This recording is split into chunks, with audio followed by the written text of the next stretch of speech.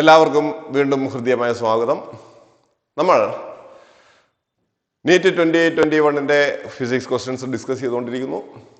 നമ്മൾ first ഇയറിലെ questions ആണ് ഇപ്പോൾ ഡിസ്കസ് ചെയ്തുകൊണ്ടിരിക്കുക.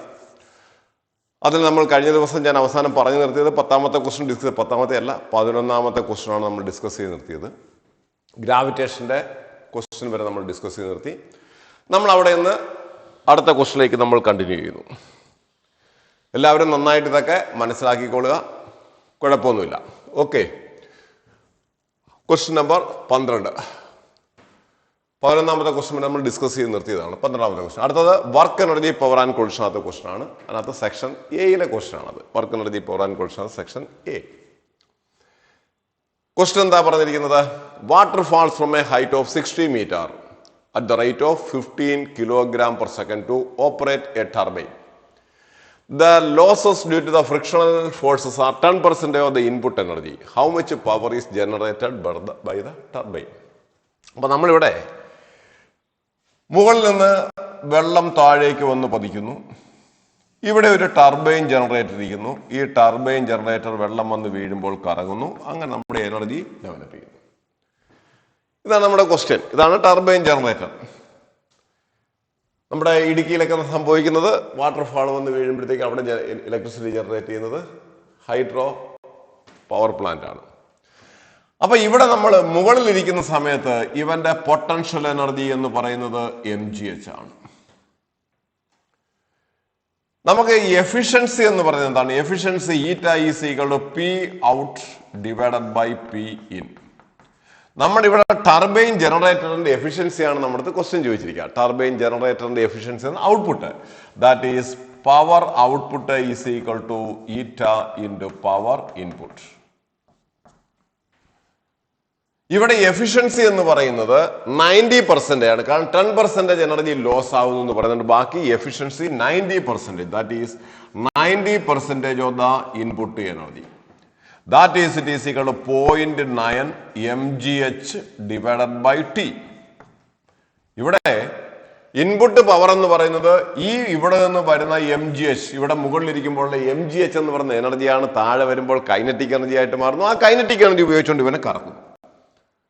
അപ്പോൾ ഇവിടെ ഇൻപുട്ടിൽ കൊടുക്കുന്ന എനർജി എന്ന് പറയുന്നത് mgh ആണ്. അതുകൊണ്ടാണ് ഞാൻ mgh/t. ഇവിടെ m/t നമുക്ക് തന്നിട്ടുണ്ട്. m/t 15 kg/s. Therefore it is equal to 0.9 into 15 into ജിയുടെ വാല്യൂ പറഞ്ഞിട്ടില്ല, 10 എന്ന് പറയുന്നുണ്ട്. That is 10 into h. Height എത്രയാണ് പറഞ്ഞിരിക്കുക? From a height of 60 meter.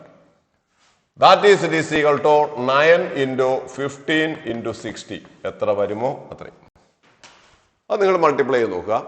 Answer 8.1 kilowatts ആയിരിക്കും. നിങ്ങളത് സബ്സ്റ്റിറ്റ്യൂട്ട് മൾട്ടിപ്ലൈ ചെയ്ത് നോക്കുക. 0.9 into 15 into 0.99 ആക്കിയാണ്. 10 into 0.99, 9 into 15 into 60. അത് എത്രയാണെന്ന് വെച്ചാൽ നിങ്ങൾ സബ്സ്റ്റിറ്റ്യൂട്ട് ചെയ്ത് കണ്ടുപിടിക്കുക. ഓക്കെ, ഇത് വളരെ സിമ്പിൾ ക്വസ്റ്റ്യൻ ആണ്.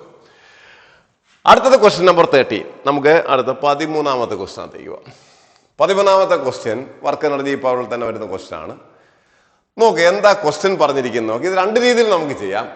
ഒന്ന്, ഐഡിയ വെച്ച് നമുക്ക് വളരെ എളുപ്പത്തിൽ ആൻസർ കണ്ടെത്താം. രണ്ടാമത് നമ്മൾ കറക്റ്റ് പ്രോപ്പർ മെത്തേഡിൽ നമുക്ക് ആൻസർ കണ്ടെത്താം. രണ്ട് രീതിയിലാണ് നമുക്ക് കണ്ടെത്താൻ പറ്റുക. ഇതിനകത്ത് പറഞ്ഞിരിക്കുന്നത് ഇതും സെക്ഷൻ എയിലെ ക്വസ്റ്റ്യൻ തന്നെയാണ്. വർക്ക് എനർജി പവറിന്റെ സെക്ഷൻ എ. എന്താ പറഞ്ഞിരിക്കുക? Question number 13. A particle is released from a height s from the surface of earth. At a certain height its kinetic energy is 3 times its potential energy. The height from the surface of earth and the speed of the particle at that instant. അപ്പൊ ഇവിടെ ഞാൻ ഈ ക്വസ്റ്റ്യനകത്ത് ചെയ്യേണ്ടുന്ന കാര്യം, നമ്മൾ ചെയ്യേണ്ടുന്നത് പെട്ടെന്ന് ചെയ്യുന്നത് എങ്ങനെയെന്ന് പറയാം. ഒരു പർട്ടിക്കുലർ ഹൈറ്റിൽ നിന്നും ഒരു ബോഡി താഴേക്ക് നമ്മൾ ഡ്രോപ്പ് ചെയ്യുന്നു. അപ്പോൾ ഇവിടെ ഇരിക്കുമ്പോൾ ഇവന്റെ കയ്യിൽ ആകപ്പാടെ ഉള്ളത് mgh എന്ന് പറയുന്ന പൊട്ടൻഷ്യൽ എനർജി മാത്രമാണ്. Total energy here it is equal to mgh because this is the height. ഇവിടുന്ന് ബോഡി താഴേക്ക് ഫാൾ ചെയ്ത് ഒരു പർട്ടിക്കുലർ ഹൈറ്റിൽ എത്തിച്ചേരുന്ന സമയത്ത് അവന്റെ കയ്യിലുള്ള പൊട്ടൻഷ്യൽ എനർജി എന്ന് പറയുന്നത്, പൊട്ടൻഷ്യൽ എനർജിയും കൈനറ്റിക് എനർജിയുമായിട്ടുള്ള റേഷ്യോ എന്ന് പറയുന്നത്, പൊട്ടൻഷ്യൽ എനർജിയും കൈനറ്റിക് എനർജിയുമായിട്ടുള്ള ratio, potential energy divided by kinetic energy എന്ന് പറയുന്നത് 1:3 ആണ്. Kinetic energy is 3 times the potential energy. അങ്ങനെ തന്നെ നമുക്ക് എഴുതാം. That is kinetic energy is equal to 3 times potential energy. ഇതിന്റെ അർത്ഥം എന്താണെന്ന് ഇവിടെയാണ് ലോജിക്ക് വർക്ക് ചെയ്യേണ്ടത്. കാരണം ടോട്ടൽ എനർജി mgs ആണ്. അതിനെ 4 ആയിട്ട് ഡിവൈഡ് ചെയ്യണം. അതിനകത്ത് 3 പാർട്ട് കൈനറ്റിക് എനർജിയും 1 പാർട്ട് പൊട്ടൻഷ്യൽ എനർജിയും. അതിന്റെ അർത്ഥം ഈ ടോട്ടൽ ഡിസ്റ്റൻസിന്റെ S/4 ആയിരിക്കും റിമൈനിങ് ഹൈറ്റ്. ഈ ഹൈറ്റ് എന്ന് പറയുന്നത് 3s/4 ആയിരിക്കും. കാരണം ഇവിടെ നഷ്ടപ്പെടുന്ന പൊട്ടൻഷ്യൽ എനർജി എന്ന് പറയുന്നത് കൈനറ്റിക് എനർജി ആയിട്ട് മാറും. അതാണ് ലോജിക്ക് എന്ന് ഞാൻ പറഞ്ഞത്. ലോജിക്ക് ഇല്ലെങ്കിൽ എങ്ങനെ ചെയ്യണമെന്നുള്ളത് ഞാൻ പറഞ്ഞുതരാം. അപ്പോൾ ഇവിടെ നിന്ന് ഇത്രയും നമുക്ക് മനസ്സിലാക്കാൻ പറ്റിയാൽ ഈ ഡിസ്റ്റൻസിന്റെ റേഷ്യോ, കാരണം ടോട്ടൽ പൊട്ടൻഷ്യൽ എനർജിയുടെ 1/4 ഇവിടെ എത്തുമ്പോൾ potential energy total potential energy എന്ന് പറയുന്നത് mgs ആണ്. 1/4 പൊട്ടൻഷ്യൽ എനർജി എന്നപ്പോൾ എത്രയാണ്? mg × s/4. അപ്പോൾ s/4 ആണെങ്കിൽ ബാക്കി ഡിസ്റ്റൻസ് എത്രയായിരിക്കണം? 3s/4. ഇത് വെച്ചുകൊണ്ട് നമ്മൾ ചെയ്യാൻ പറ്റും. ഇല്ലെങ്കിൽ നമുക്ക് പ്രോപ്പർ വേ ഞാൻ പറഞ്ഞുതരാം. ഇതാണ് ഏറ്റവും എളുപ്പത്തിൽ നമുക്ക് ചെയ്യാൻ പറ്റുക. അപ്പോൾ ഇവിടെ നമ്മൾ ചോദിച്ചിരിക്കുന്നത് എന്താണ്? The height from the surface എത്ര? s/4. Height from the surface is equal to s/4. ഈ 3s/4 ഇവിടെ എത്തിച്ചേരുമ്പോൾ ആ ബോഡിയുടെ വെലോസിറ്റി എത്ര? ഒരു ഫ്രീലി ഫാളിംഗ് ബോഡിയുടെ വെലോസിറ്റി √2gh. ഇവിടെ hന്റെ സ്ഥാനത്ത് എത്രയാണ് വരിക? 3s/4. That is it is equal to √2 × g × 3s/4. That is answer is equal to 3gs/2. This is the velocity. അപ്പോൾ ആൻസറിനകത്ത് എന്തൊക്കെ വരണം? Velocity is equal to 3gs/2 and the body is at a height of s/4 from the ground. ഗ്രൗണ്ടിൽ നിന്നും. അതാണോ answer എന്ന് നിങ്ങൾ നോക്കിക്കൊള്ളുക. നമുക്ക് അതിനകത്ത് പറഞ്ഞിരിക്കുന്ന ആൻസർ എന്താണെന്ന് നോക്കൂ. Answer is D. ഡി എന്ന് പറയുന്നത് s/4 and 3gs/2. This is the answer. ഇനിയാണ് നിങ്ങൾ പറയും, സാറ് ഞങ്ങൾക്ക് ഈ ഒരു സാറ് പറഞ്ഞ ഒരു ഐഡിയ ഞങ്ങൾക്ക് കത്തിയില്ലെങ്കിൽ ഞങ്ങൾ എന്ത് ചെയ്യും? ഇത് നമുക്ക് കിട്ടിയില്ലെങ്കിൽ എന്ത് ചെയ്യും? ഒന്നും വേണ്ട. അവിടെ കിട്ടിയില്ല എന്നുണ്ടെങ്കിൽ നിങ്ങൾ ചെയ്യേണ്ടത് ഇത്ര മാത്രം. അവിടെ നമുക്ക് മനസ്സിലായില്ല എങ്കിൽ ചെയ്യേണ്ടത് ഇത്ര മാത്രം. ബോഡി താഴേക്ക് വന്ന ഹൈറ്റ് x ആണെന്നിരിക്കട്ടെ. Then the remaining is equal to s - x. കുഴപ്പമൊന്നുമില്ലല്ലോ. ടോട്ടൽ എസ്, താഴേക്ക് ബോഡി വന്ന ഡിസ്റ്റൻസ് x ആണെങ്കിൽ റിമൈനിങ് s. എന്നിട്ട് ഇവിടെ എന്ത് പറഞ്ഞിരിക്കുന്നു? ഇവിടെ എത്തുമ്പോഴുള്ള വെലോസിറ്റി v ആണെങ്കിൽ kinetic energy is equal to 3 times of potential energy. That is equal to half v² is equal to 3 into potential energy എത്രയാണ്? That is equal to mg into s minus x. ആണ് ഇവിടെ ഇരിക്കുമ്പോഴുള്ള potential energy mg into s minus x. m കൂടെ cancel ആയിപ്പോയി. Therefore v² is equal to 6g into s minus x. That is it is equal to velocity ആണ്. That is 6g into s minus x. ഇനി നമ്മൾ അറിഞ്ഞിരിക്കേണ്ടുന്ന കാര്യം എന്താണെന്ന് വെച്ച് കഴിഞ്ഞാൽ ഇവിടെ എത്തുമ്പോഴുള്ള പൊട്ടൻഷ്യൽ എനർജി എന്ന് പറയുന്നത് നമ്മൾ പറഞ്ഞു കഴിഞ്ഞു mg into s minus x ആണ്. ഇത് x minus x ആണെങ്കിൽ ഇത് x ആണ്. ഇവിടെ എത്തിച്ചേരുമ്പോഴുള്ള വെലോസിറ്റി എത്ര? Velocity v is equal to √2gx. അത് സബ്സ്റ്റിറ്റ്യൂട്ട് ചെയ്യുമ്പോൾ 2gx is equal to 6g into s minus x. 2g യും 6g യും കൂടെ പോയിട്ട് 3. Therefore x is equal to 3s minus 3x. That is 4x is equal to 3s. Therefore x is equal to 3s/4. ഇത് 3s/4 ആണ്. Therefore നമുക്ക് ഗ്രൗണ്ടിൽ നിന്ന് മുകളിലേക്കുള്ള ഹൈറ്റ് ആണ് കണ്ടുപിടിക്കേണ്ടത്. Therefore s minus x is equal to s minus 3s/4. That is equal to s/4. ഇനി നമ്മൾ ഈ എക്സിന്റെ വാല്യൂ ഇവിടെ സബ്സ്റ്റിറ്റ്യൂട്ട് ചെയ്ത് വെലോസിറ്റി വീണ്ടും കണ്ടുപിടിക്കണം. That is velocity is equal to √2gx. Therefore velocity is equal to √2g into x ന്റെ സ്ഥാനത്ത് എന്ത് സബ്സ്റ്റിറ്റ്യൂട്ട് ചെയ്യണം? 3s/4. That is it is equal to 3gs/2 the whole root. This is the velocity. നേരത്തെ ചെയ്ത answer തന്നെയാണ് കിട്ടുക. പക്ഷെ ഇത് നമ്മൾ ഒത്തിരി കറങ്ങണം. പക്ഷെ ഇവിടെ നമുക്ക് ലോജിക്ക് വർക്ക് ചെയ്യാനൊരു ഇതുണ്ടാകണം. ഈ ഇവിടെ എത്തുമ്പോൾ കൈനറ്റിക് എനർജി എന്ന് പറയുന്നത് 3 times ഓഫ് പൊട്ടൻഷ്യൽ എനർജി എന്ന് വെച്ചാൽ ഉടനെ മനസ്സിലാക്കുക. ആദ്യം വരുന്ന ടോട്ടൽ എനർജിയെ 4 ആയിട്ട് ഡിവൈഡ് ചെയ്യുക. അതിനകത്ത് ഒരു പാർട്ട് പൊട്ടൻഷ്യൽ എനർജിയും 3 പാർട്ട് കൈനറ്റിക് എനർജിയും ആയിരിക്കണം. ഇത് നമ്മൾ മനസ്സിലാക്കണം. അതിൽ നിന്ന് മനസ്സിലാക്കേണ്ടുന്നത് ഒരു പാർട്ട് പൊട്ടൻഷ്യൽ എനർജി എന്ന് പറയണമെന്നുണ്ടെങ്കിൽ 1s/4, ബാക്കി 3s/4. ഇത് ലോജിക്ക് വർക്ക് ചെയ്യണം. ലോജിക്ക് വർക്ക് ചെയ്താൽ നമുക്ക് പെട്ടെന്ന് കിട്ടും, ഇല്ലെങ്കിൽ ഇത്രയും നമുക്ക് സമയമെടുത്ത് കണ്ടുപിടിക്കാം. ഓക്കെ, സംശയമൊന്നുമില്ലല്ലോ, ഇതിനകത്ത് മനസ്സിലായി എന്ന് വിശ്വസിക്കുന്നു. സെക്ഷൻ ഇത് കഴിഞ്ഞു. അടുത്ത ക്വസ്റ്റിനകത്തേക്ക് നമ്മൾ question number 14. Question number 14 mechanical properties of fluids. അതായത് നമ്മുടെ പ്രോപ്പർട്ടീസ് ഓഫ് സോളിഡ്സിനകത്ത് നിന്ന് ഒരു ക്വസ്റ്റ്യൻ ഒന്നും ചോദിച്ചിട്ടൊന്നുമില്ല. ഫ്ലൂയിഡ്സിന്റെ ഒരു ക്വസ്റ്റ്യൻ എന്താ പറഞ്ഞിരിക്കുക? The velocity of a small ball of mass m and density d when dropped in a container filled with glycerin becomes constant after some time. If the density of the glycerin is d by 2, then the viscous force acting on the ball will be. ഇവിടെ നമ്മുടെ Archimedes പ്രിൻസിപ്പിളുമായിട്ട് Stokes ലോയുമായിട്ട് ബന്ധപ്പെട്ടതാണ്. Archimedes പ്രിൻസിപ്പിളും എല്ലാം വരുന്നുണ്ട്, ബോയന്റ് ഫോഴ്സും എല്ലാം അറിയണം. ഇത് നമുക്ക് ശരിക്കുമുള്ള ഇക്വേഷൻ എന്ന് വെച്ചാൽ ടെർമിനൽ വെലോസിറ്റി എന്ന് പറയുന്ന equation. Terminal velocity, what is terminal velocity? ഒരു ബോഡി ഒരു ലിക്വിഡിനകത്തൂടെ താഴേക്ക് ഫാള് ചെയ്യുന്ന സമയത്ത് ആദ്യമേ അവന്റെ സ്പീഡ് കൂടി വരും. ഒരു പർട്ടിക്കുലർ സ്പീഡ് എത്തിക്കഴിഞ്ഞാൽ പിന്നീട് velocity remains a constant. This maximum constant velocity attained by that object in that fluid is called terminal velocity. അങ്ങനെ നമ്മൾ ഈ ബോഡി മൂവ് ചെയ്ത് വരുന്ന സമയത്ത് താഴേക്ക് മൂവ് ചെയ്യുമ്പോൾ, ഒരു ഫ്ലൂയിഡിനകത്തുകൂടി മൂവ് ചെയ്യുമ്പോൾ ആ ബോഡിയിൽ ആക്ട് ചെയ്യുന്ന 3 ഫോഴ്സസ് ആണ്. ഒന്ന് ഇവന്റെ വെയിറ്റ് mg താഴേക്ക്, രണ്ടാമത്തത് ബോയന്റ് ഫോഴ്സ് മുകളിലേക്ക്, മൂന്നാമത്തത് വിസ്കസ് ഫോഴ്സും മുകളിലേക്ക്. Viscous force is in the opposite direction of motion. മുകളിലേക്ക് എന്ന് പറയരുത്. Viscous force is always acting in the opposite direction of motion. Body move ചെയ്യുന്നതിന് ഓപ്പോസിറ്റ് ആയിട്ടാണ് ഫ്രിക്ഷൻ. നമ്മുടെ വിസ്കസ് ഫോഴ്സ് എന്ന് പറയുന്നത് സോളിഡിലെ ഫ്രിക്ഷന്റെ ഈക്വലന്റ് ആണ് ഫ്ലൂയിഡിനകത്തുള്ള വിസ്കസ് ഫോഴ്സ് എന്ന് പറയാം. അങ്ങനെ ഈ ബോഡി അങ്ങനെ ഈ മുകളിലേക്കുള്ള ഫോഴ്സും താഴേക്കുള്ള ഫോഴ്സും ഈക്വൽ ആയാൽ പിന്നീട് ബോഡി മൂവ് ചെയ്യുന്നത് കോൺസ്റ്റന്റ് വെലോസിറ്റിയിലായിരിക്കും. ആ കോൺസ്റ്റന്റ് വെലോസിറ്റിക്ക് നമ്മൾ പറയുന്ന പേരാണ് ടെർമിനൽ വെലോസിറ്റി. അപ്പൊ ഇവിടെ പറഞ്ഞിരിക്കുന്നത് ബോഡി താഴേക്ക് മൂവുമ്പോൾ ടെർമിനൽ വെലോസിറ്റി അറ്റൈൻ ചെയ്തു. ടെർമിനൽ വെലോസിറ്റി അറ്റൈൻ ചെയ്ത് കഴിഞ്ഞാൽ നമുക്ക് ധൈര്യമായിട്ട് പറയാം the total downward force is equal to total upwards buoyant force plus viscous force. What is the equation for mg? ഇവന്റെ വോളിയം വിയും ഡെൻസിറ്റി റോയും നമ്മൾ ഫ്ലോ ചെയ്യുന്ന ലിക്വിഡിന്റെ ഡെൻസിറ്റി സിഗ്മയും ആണെങ്കിൽ mass of the body is equal to volume into density into G. mg is equal to buoyant force. Buoyant force is equal to weight of the fluid displaced. ഇവിടെ നിന്ന് displace ചെയ്ത ലിക്വിഡിന്റെ volume v ആണ്, displace ചെയ്ത ലിക്വിഡിന്റെ density സിഗ്മയാണ് V sigma G plus 6 pi R. Buoyant force viscous force ആണ് നമുക്ക് കണ്ടുപിടിക്കേണ്ടുന്നത്. therefore viscous force is equal to F V. ഇത് കണ്ടുപിടിക്കണം. therefore viscous force is equal to എന്താ പറയാ, നമുക്ക് viscous force is equal to F V is equal to V rho G minus V sigma G. ഇവിടെ density of the body D ആണെന്ന് പറയുന്നുണ്ട്. V D G minus V D by 2 G. സിഗ്മയുടെ value D by 2. ഇവന്റെ density D, ഇവന്റെ density D by 2 ആണെന്ന് question അത് പറയുന്നുണ്ട്.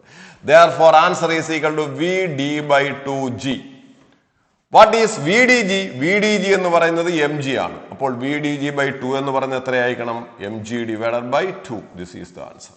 therefore viscous force acting on the body is equal to mg divided by 2. that is answer is A. നോക്കുക, answer A ആണ്. ഇതിനകത്ത് നമ്മൾ ബൈ പ്രാക്ടീസ് ചെയ്ത് നമ്മൾ പ്രാക്ടീസ് ചെയ്ത് വരികയാണെങ്കിൽ ഇതൊന്നും എഴുതൂല. Buoyant force is equal to V sigma G, M G is equal, നമ്മൾ ശരിക്കും അങ്ങനെ M G is equal to V rho G അല്ലെങ്കിൽ വി ഡി ജി. ശരിക്കും നമ്മൾ പ്രാക്ടീസ് ആണ്, അതൊക്കെ നമുക്ക് പ്രാക്ടീസ് കൊണ്ട് മാത്രമേ നമുക്ക് ചെയ്യാൻ പറ്റൂ. V D G buoyant force is equal to V sigma G, ഇത്രയുമേ എഴുതാവുള്ളൂ. That is it is equal to V into D by 2 G, that is M G divided by 2. ഇങ്ങനെ എഴുതാൻ നമുക്ക് പറ്റും. ഇത് ഞാൻ വിശദമായിട്ട് എക്സ്പ്ലെയിൻ ചെയ്ത് വിടുന്നുണ്ടോ അല്ല, നമ്മൾ ചെയ്ത് പ്രാക്ടീസ് ആകുകയാണെങ്കിൽ ക്വസ്റ്റ്യൻസ് നമുക്ക് ടൈം കൺസ്യൂം ചെയ്യുന്നത് കുറയ്ക്കാൻ പറ്റും. അത് നമ്മൾ അപ്പൊ ഇതുപോലുള്ള ക്വസ്റ്റ്യൻസ് കുറേയധികം ക്വസ്റ്റ്യൻസ് 7-8 ക്വസ്റ്റ്യൻസ് നമ്മൾ ചെയ്യുമ്പോഴേക്കും നമുക്കൊരു ഐഡിയ കിട്ടും.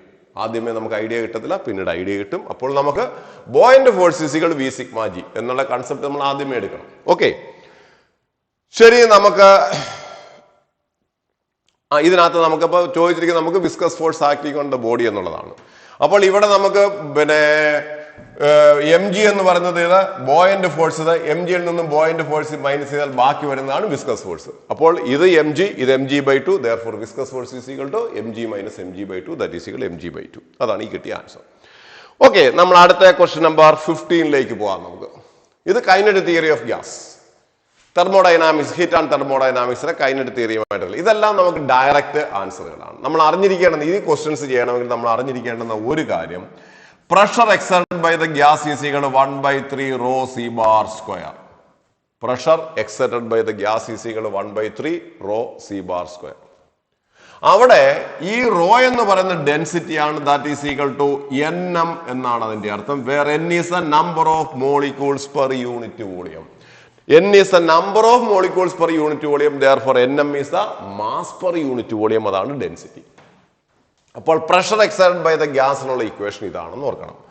From this equation RMS velocity c bar square is equal to 3p divided by rho.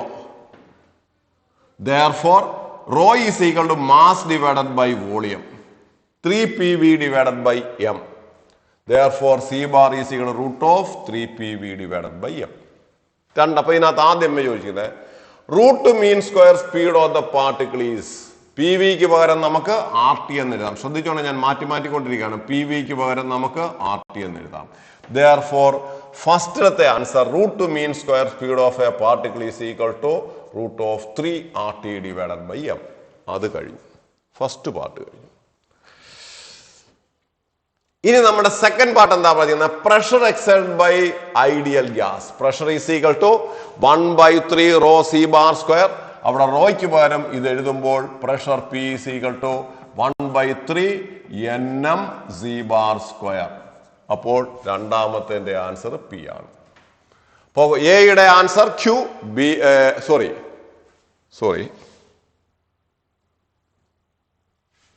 C bar square ഇതാണ്. ഇനി average kinetic energy of a molecule. ഒരു മോളിക്യൂളിന്റെ ആവറേജ് കൈനറ്റിക് എനർജി എത്ര? ഒരു മോളിക്യൂൾ എന്ന് പറയുമ്പോൾ അതിന് 3 ഡിഗ്രി ഓഫ് ഫ്രീഡം ആണ്. നമ്മുടെ ലോ ഓഫ് ഇക്വിപാർട്ടീഷൻ ഓഫ് എനർജി പറയുന്നത് എന്താണെന്ന് വെച്ച് കഴിഞ്ഞാല്, ഒരു മോളിക്യൂളിന്റെ കയ്യിലുള്ള ടോട്ടൽ എനർജിയെ അവന്റെ ഡിഗ്രീസ് ഓഫ് ഫ്രീഡം എല്ലാവരും കൂടി ഈക്വൽ ആയിട്ട് ഷെയർ ചെയ്യും. The total energy of a molecule is equally shared by the degrees of freedom and each degree of freedom possesses an energy of half kT. ഇപ്പൊ ഞാനൊരു monoatomic molecule, ഒരു monoatomic മോളിക്യൂളിന് degree of freedom 3 ആണ്. എൻ്റെ കയ്യിൽ 3 degree of freedom ഉണ്ട്.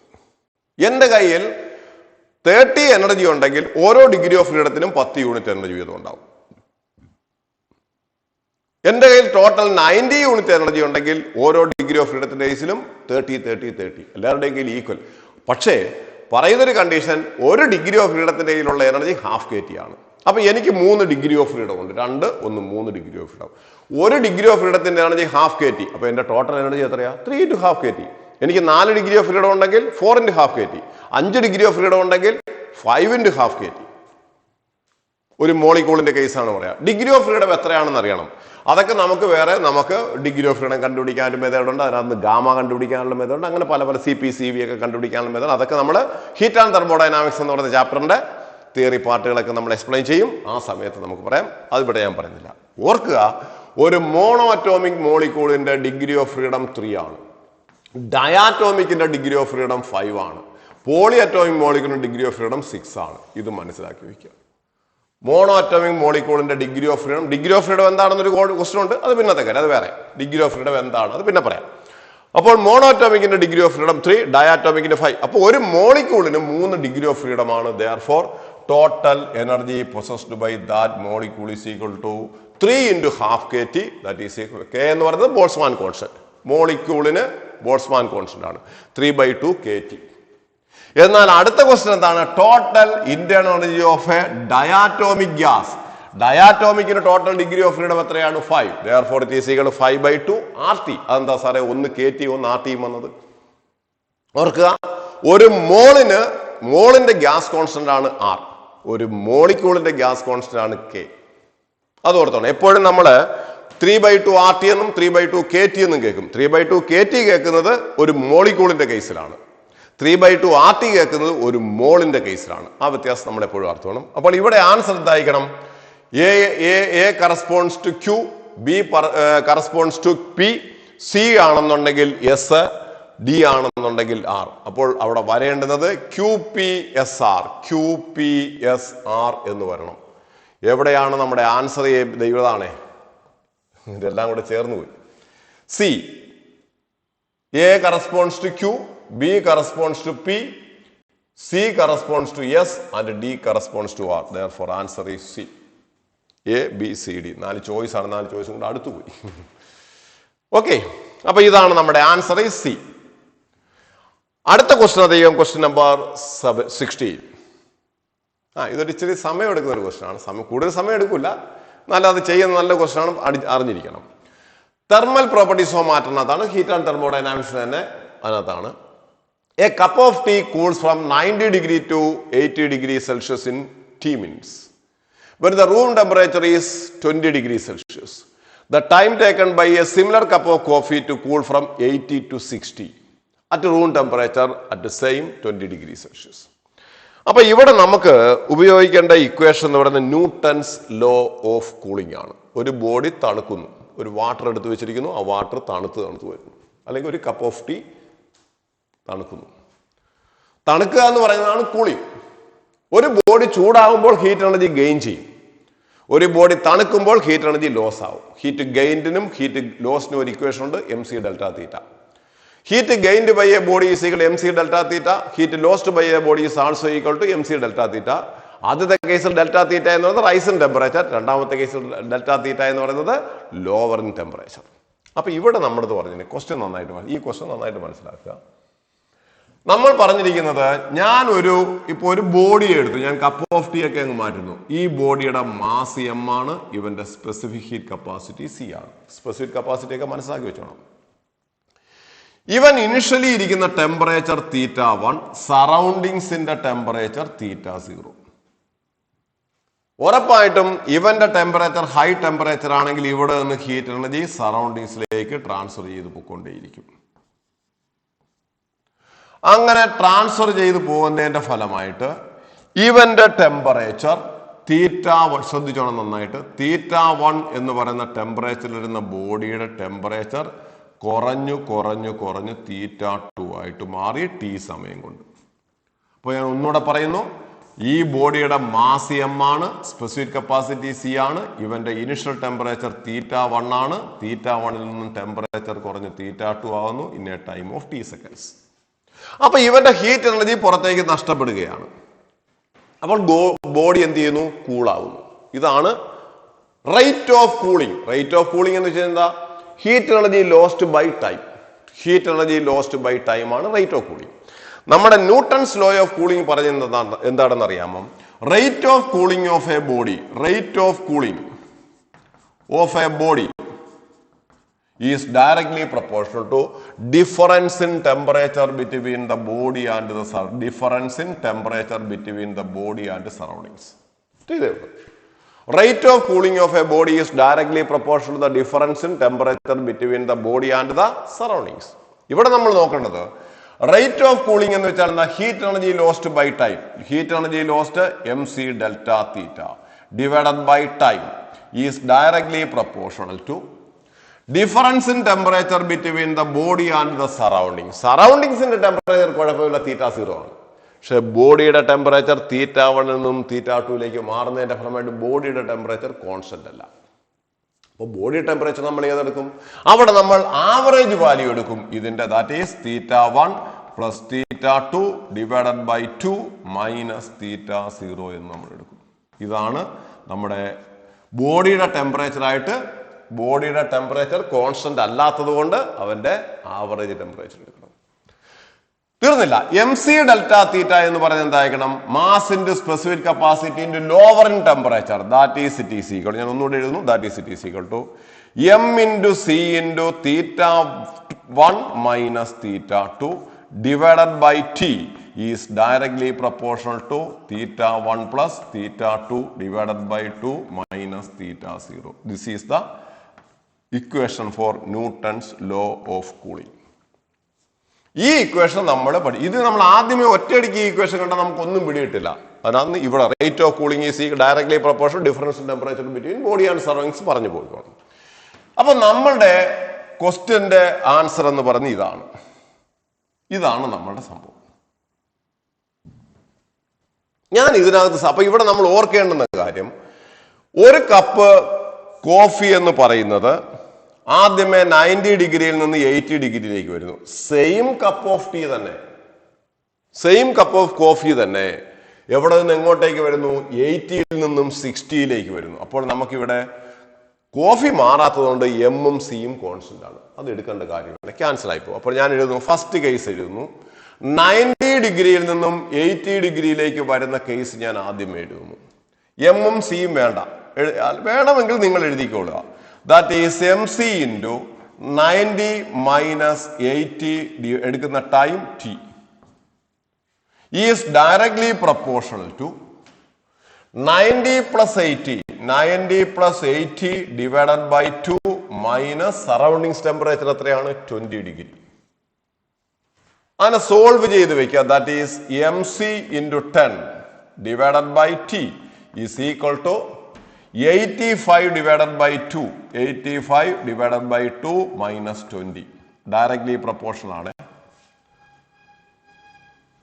ഇത്. That is equal. അപ്പൊ 85 by 2 വാല്യൂ വേണമെങ്കിൽ എഴുതുക, ഇല്ലെങ്കിൽ നിങ്ങൾ അതിനെ ഇത് ചെയ്യുക. ദാറ്റ് ഈസ് ഇറ്റ് ഈസ് ഒന്നുകൂടെ വേണമെങ്കിൽ മാറ്റി എഴുതുക. MC 10 MC divided by T is directly proportional to 85 minus 40 divided by 2.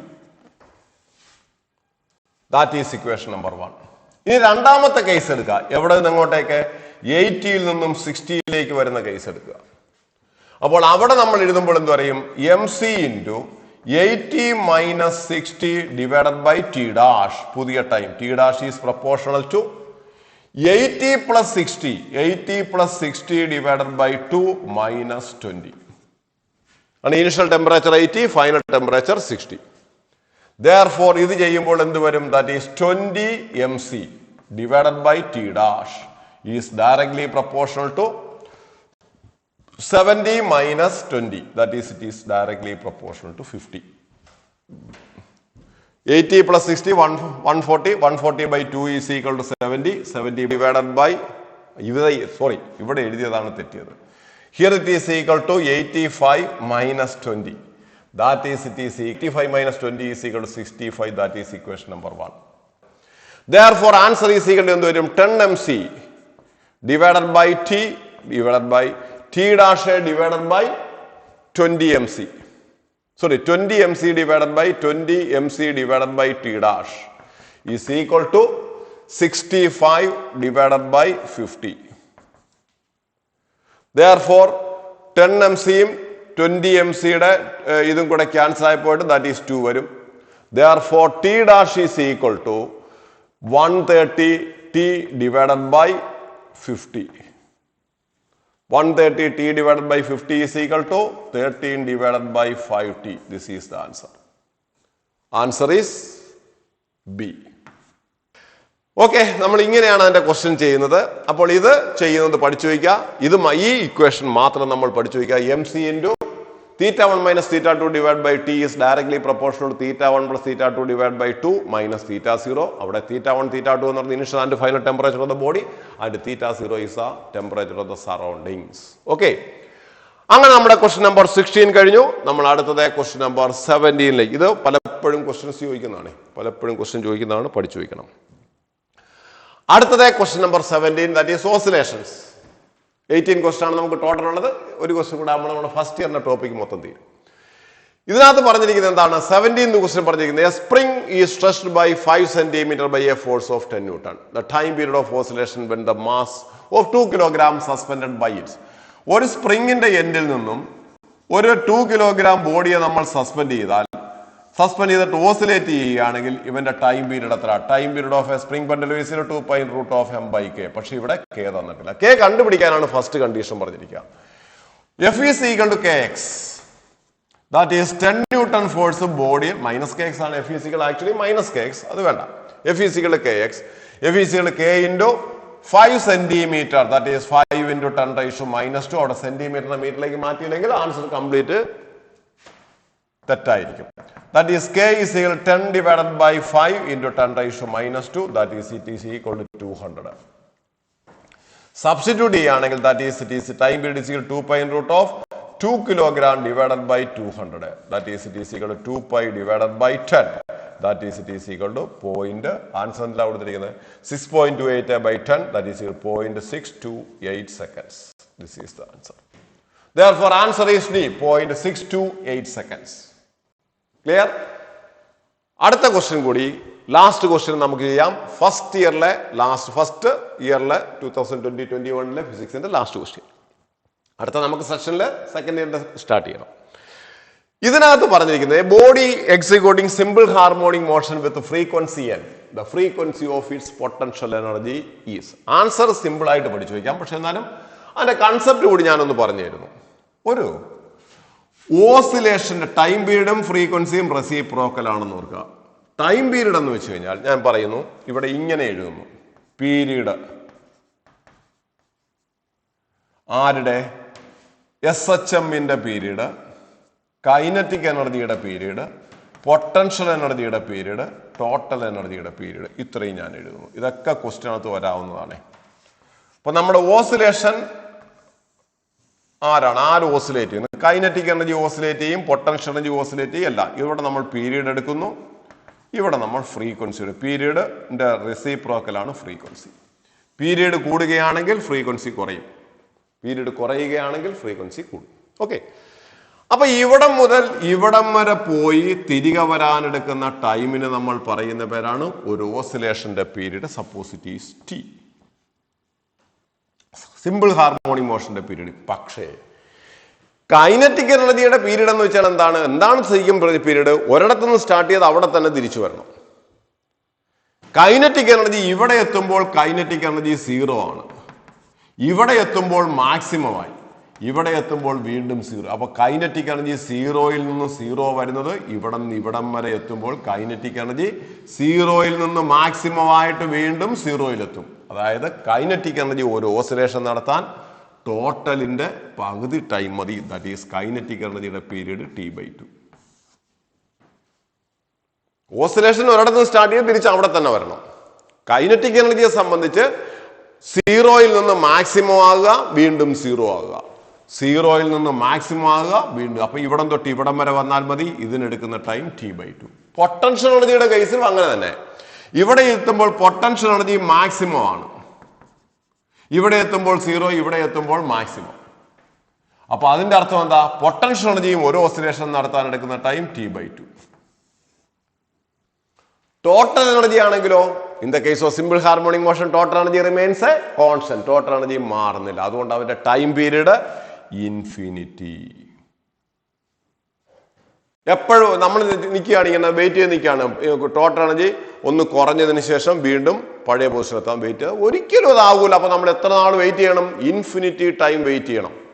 Therefore time period. അപ്പോൾ അങ്ങനെയാണെങ്കിൽ ഇതിന്റെ റെസിപ്രോക്കലിന് പറയുന്ന പേരാണ് ഫ്രീക്വൻസി. സിമ്പിൾ ഹാർമോണിക് മോഷന്റെ frequency n, time period half ആകുമ്പോൾ ഫ്രീക്വൻസി 2n. ഇവന്റതും 2n, ഇവന്റത് 0. പഠിച്ചു വയ്ക്കണം. അപ്പൊ frequency of simple harmonic motion ആണെങ്കിൽ kinetic energy 2n, potential energy 2n, and total എനർജിയുടെ ഫ്രീക്വൻസി 0. ചേഞ്ച് ചെയ്യുന്നില്ല. ഓക്കെ, ഇത്രയുമാണ്. അപ്പൊ ഇവിടെ നമ്മുടെ ആൻസർ എന്തായിരിക്കണം? A body executing simple harmonic motion with frequency n, the frequency of the potential energy is 2n. Kinetic energy ആണെങ്കിലും 2n. പറഞ്ഞ മനസ്സിലാവുന്നുണ്ടല്ലോ. ഇത്രയും ആയപ്പോൾ നമ്മുടെ ഫസ്റ്റ് ഇയറിലെ നമ്മുടെ ടോട്ടൽ 18 ക്വസ്റ്റ്യൻസ് നമ്മൾ ഡിസ്കസ് ചെയ്ത് കഴിഞ്ഞു. നിങ്ങൾക്ക് ഇതിനകത്തൊക്കെ എന്തെങ്കിലും, നിങ്ങൾക്ക് ഞാൻ വീണ്ടും പറയുന്നു, നിങ്ങൾക്ക് സജഷൻസ് ഉണ്ടെങ്കിൽ, നിങ്ങൾക്ക് എന്തെങ്കിലും സജഷൻസ്, അതായത് സജഷൻസ് എന്ന് ഞാൻ ഉദ്ദേശിക്കുന്നത് ഏതെങ്കിലും ഒരു പർട്ടിക്കുലർ, നിങ്ങൾ ഈ ക്ലാസ്സുകൾ കേൾക്കുമ്പോൾ നിങ്ങൾക്ക് ഏതെങ്കിലും ഒരു ടോപ്പിക്, ഏത് ടോപ്പിക്കിന്റെ ആണെങ്കിലും, ഇപ്പൊ നമ്മൾ ഇലക്ട്രിസിറ്റി, മാഗ്നറ്റിസം, ഓപ്റ്റിക്സ്, അല്ലെങ്കിൽ ഫസ്റ്റ് ഇയറിലെ ടോപ്പിക്ക് സിഒസ്, ഇതിനകത്ത് ഏതെങ്കിലും ഒരു പർട്ടിക്കുലർ ടോപ്പിക്ക് നിങ്ങൾക്ക് വേണം, ഒരു അരമണിക്കൂറിനകത്തൊക്കെ നമുക്ക് ഡിസ്കസ് ചെയ്യാൻ പറ്റുന്ന ഒരു ടോപ്പിക്ക് നിങ്ങൾക്ക് അത്യാവശ്യമായിട്ട് വേണമെന്നുണ്ടെങ്കിൽ നിങ്ങൾക്ക് അതൊക്കെ നിങ്ങളുടെ എന്തായിട്ട് പറയാം, നിങ്ങളുടെ കമന്റ്സ് ആയിട്ട് അവിടെ രേഖപ്പെടുത്താം.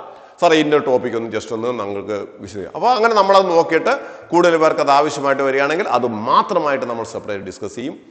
അതില്ലെങ്കിൽ നമ്മളിപ്പോൾ ഈ ക്വസ്റ്റ്യൻ കഴിയും, ഇത് കഴിഞ്ഞാൽ 2020 ക്വസ്റ്റ്യൻ, 19 ക്വസ്റ്റ്യൻ, അങ്ങനെ ഒരു 5 വർഷത്തെ ബാക്ക് ക്വസ്റ്റ്യൻസ് ഞാൻ ഡിസ്കസ് ചെയ്യും. ഇപ്പോൾ 21, 20, 19, 18 ആൻഡ് 17, 17 മുതൽ ഇങ്ങോട്ടുള്ള എല്ലാ ക്വസ്റ്റ്യൻ ഡിസ്കസ് ചെയ്യും. അതിനുശേഷം അതിന് മുമ്പ് തന്നെ പറ്റുമെന്നുണ്ടെങ്കിൽ നമ്മുടെ എൻട്രൻസിന് വേണ്ടുന്ന കുറേ അത്യാവശ്യം വേണ്ടുന്ന കുറേ ടിപ്സ്, നിങ്ങൾ അറിഞ്ഞിരിക്കേണ്ടുന്ന കുറേ കാര്യങ്ങൾ, പിന്നെ നമ്മൾ ഏറ്റവും ബേസിക് ആയിട്ട് ഫിസിക്സിൽ അറിഞ്ഞിരിക്കേണ്ടുന്ന കുറേ കാര്യങ്ങൾ, ഇങ്ങനെയുള്ള വീഡിയോകൾ ഞാൻ ഉടനെ തന്നെ ഇറക്കുന്നതാണ്. നിങ്ങൾക്ക് എല്ലാവർക്കും ഇത് ഇഷ്ടമാകുന്നുണ്ടെങ്കിൽ അത് ലൈക്ക് ചെയ്യുക, കമൻറ്റ് ചെയ്യുക, സബ്സ്ക്രൈബ് ചെയ്യുക. പറഞ്ഞ മനസ്സിലാകുന്നില്ല, നിങ്ങൾ മറ്റുള്ളവർക്ക് ഷെയർ ചെയ്യാൻ കൂടി മടിക്കരുത്. നിങ്ങളുടെ അതേ ലെവലിലുള്ള കുട്ടികൾക്ക് ഇത് ഷെയർ ചെയ്യുക, അവർക്കും കൂടെ പ്രയോജനകരമായിട്ട്. Okay, by.